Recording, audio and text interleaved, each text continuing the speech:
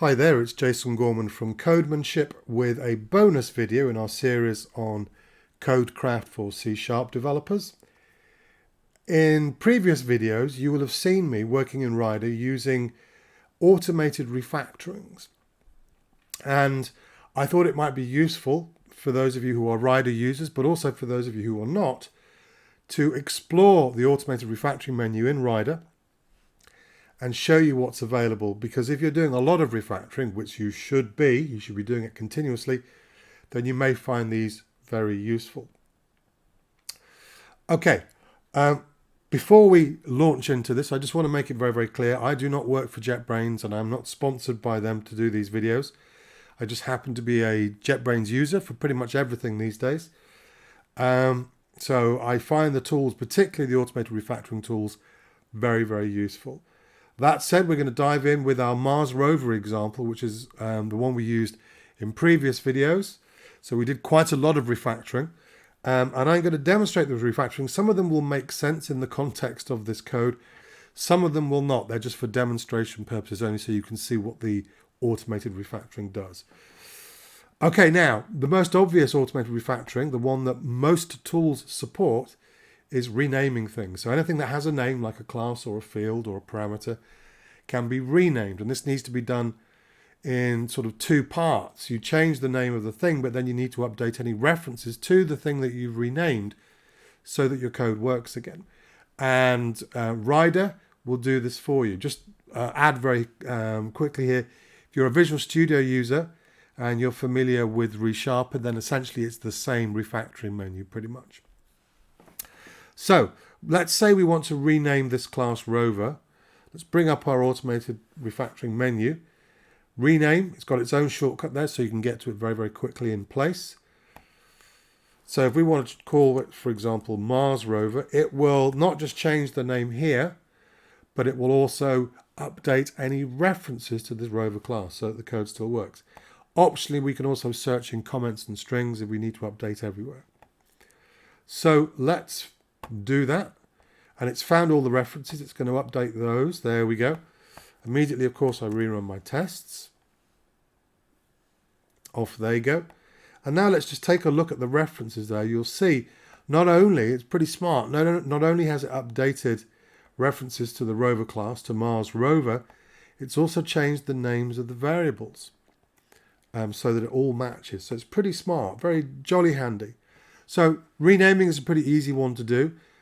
What else can we do? Well, I don't think this class really belongs here in the test code. It belongs in its own file. So we can move this class to its own file. It's already figured out what the name of that file should probably be, but we get the option to change that if we want. Let's do that. And what it will do is it will put it in its own file and update anywhere that it's being referenced in other parts of the code. If it needs to, it will update that by importing or whatever it needs to do to make the code work. And we don't just have the ability to move, for example, classes into their own files. We can move classes between namespaces quite easily. So for example, this doesn't really belong in this namespace. So let's give it its own namespace. Let's just call that Mars rover. And again, it will update any references to our Mars rover class. It will update the namespace if necessary in the imports as well. Okay. And we can move this file between folders very easily. And we can move it even between projects, and it will all automatically update. So that's moving stuff. And a lot of refactoring is about moving code around. So very, very useful. Okay, let's take a look inside our Mars rover. What else can we do automatically using this very comprehensive refactoring menu? Well, we can change the signature of a method. So we've got this go method here that accepts a sequence of instructions and a username and a password for very basic authentication, as you can see. What if we wanted to change the order of these parameters? Or what if we wanted to add another parameter? We're going to try both of these refactorings. First of all, let's change the order of these parameters. So we're going to use the change signature refactoring here. So for example, if we want the username and password to come first, we can move our instructions parameter down. And what that will do is, won't just change it here. We can see our little preview in the window there, which puts instructions at the end, but we'll find any calls to this method and reorder the parameter values that are being passed in to match. So off it goes. Let's run our tests. You'll note so far I've not typed or edited any code. I've just let the tools do all the work. If we take a look inside our tests, you'll see now wherever we're calling the go method, like here for example, the order of the parameters are changed. We can also just as easily add another parameter. So again, let's use change signature to do that. So if we want to add a parameter called, I don't know, foo, what an unimaginative name. And now because this is a new parameter, it wants to try and have the code work, if at all possible, when we've finished. So we're going to need a parameter value being passed in. And now it gives us some choices. It can let us sort that out for itself, in which case the code won't compile. But we can also use a default value like false, or we can say, no, it should be true by default. So wherever this method is being called, it will pass in true for this new parameter. So if we take a look there, foo is true. Let's run our tests. Now I don't want a foo parameter, so I'm going to, now this is the beauty of these refactoring tools. They perform the refactoring for you, the whole thing in a single step, which is jolly useful. It takes out a lot of the donkey work and the inconsistencies. But it also means that it's a single step undo. Like that. So let's rerun our test. So it's just undone what I've done in a single step. That's mighty fine, powerful stuff, that is. So I find that very, very useful. What else can we do? Well, quite often refactoring is about extracting bits of code into things that have names. For example, a local variable. Let's say we wanted to explain what this expression here means. Username does not equal admin. Well, what does that mean? It means it's an unknown user. So let's bring up our refactoring menu and see what we can do here. We can introduce a variable and give it a name like is unknown user. Like that. And that's a kind of refactoring that I would use very, very often. For example, to make something reusable, but quite often just to document, for example, what does this expression mean? Well, let's introduce a variable that explains what that expression means to make the code self-describing. We don't just be able to introduce variables. We can introduce fields as well. For example, what does R mean here? What does that mean? Maybe we want to document that or make it reusable in some way, rather than have that magic literal value appear everywhere. So maybe we want to introduce a field or a constant. A constant might make sense. So let's bring up our refactoring menu. We've got this introduce field refactoring here. We can make it an instance field like underscore right. Or we can make it, and we have a choice there about where we initialize it. So we can initialize it inside this method if we need to. Or we can do it using a field initializer, or we can do it inside the constructor, and we have choices whether we want to make it static or instance, make it immutable or mutable. We have all those choices, or as I'm going to do here, introduce it as a constant called right. There we go. Let's run our tests.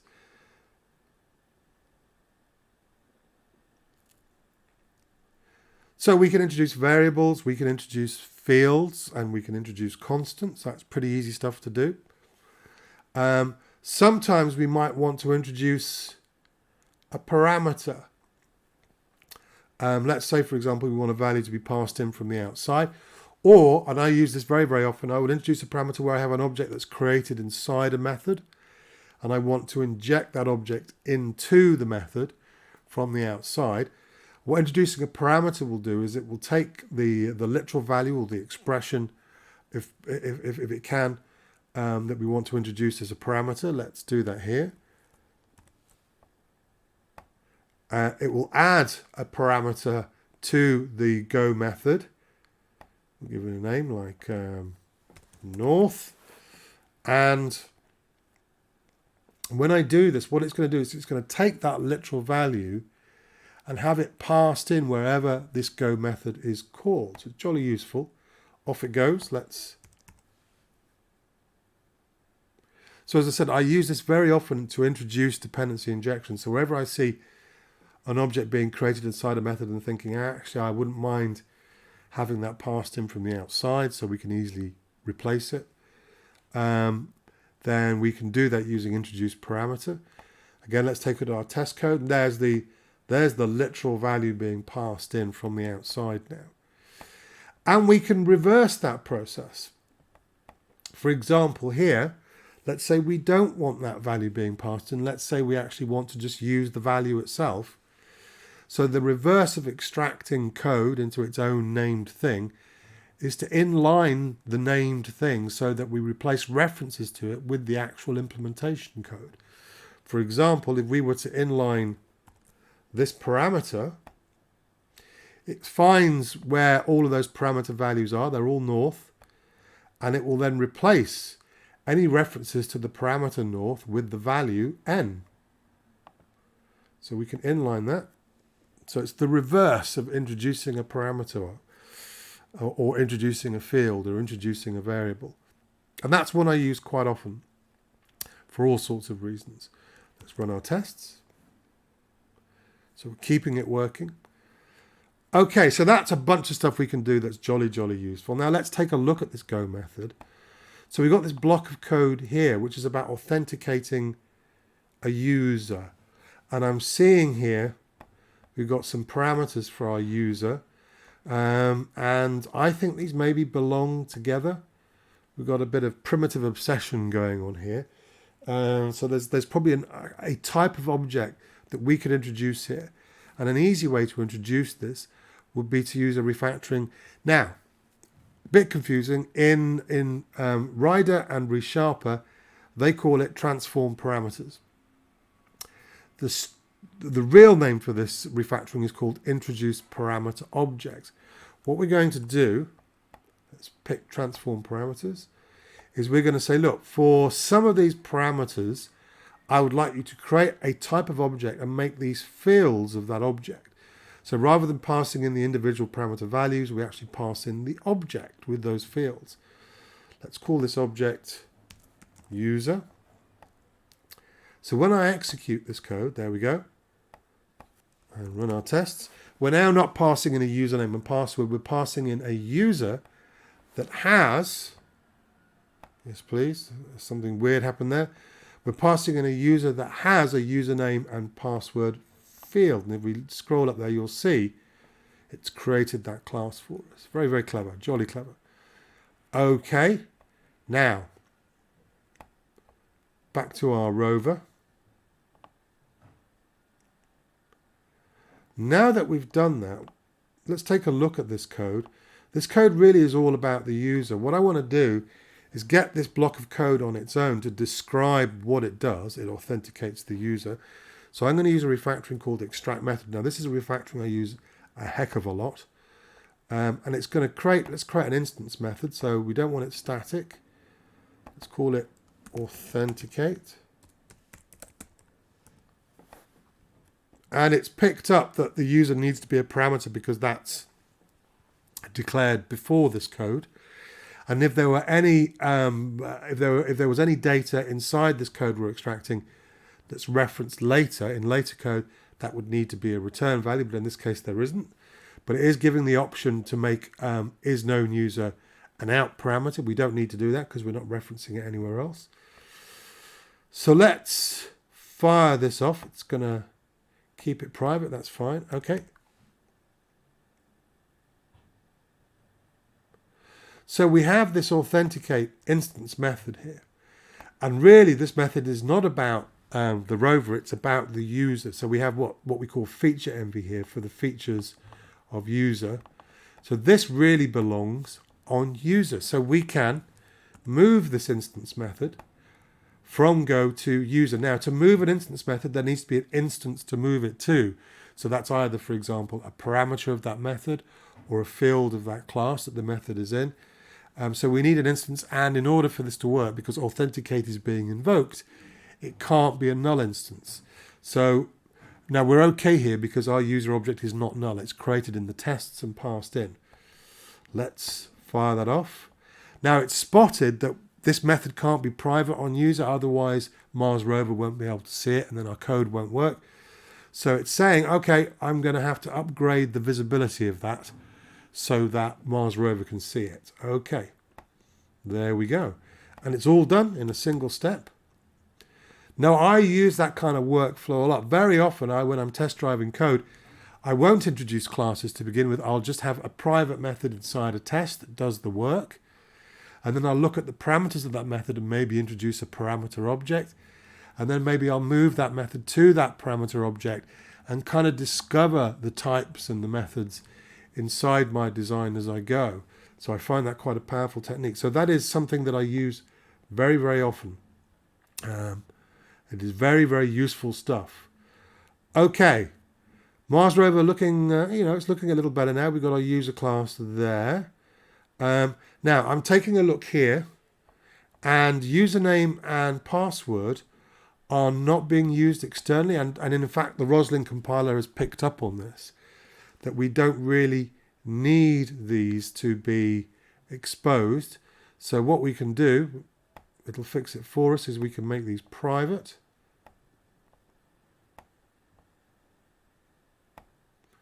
Like so. And then we're encapsulating, there's a good word for you, we're encapsulating those features of user because our Mars rover does not need to see them. Okay, which kind of proves my point that that's where that authenticate method really belonged. Okay, now, what else can we do? Well, I'm going to show you one more refactoring that I find super, super useful, and I use it all the time in C#. Very often there is a need to introduce some kind of abstraction. Let's say, for example, that we end up with a bunch of different kinds of vehicles that we want to be able to drive using the same client code. So every one of them will take a username and a password to authenticate, and then a sequence of instructions. So to make our Mars rover polymorphic, we can extract an interface. Let's call it iVehicle. And we can say, well, I want you to put this public method on this interface so that we can have other kinds of vehicles and we can swap them in using dependency injection. Very easy. So this is a refactoring I use pretty often. Let's put it in its own file there. Let's be good. Okay. We fire that off. And now we have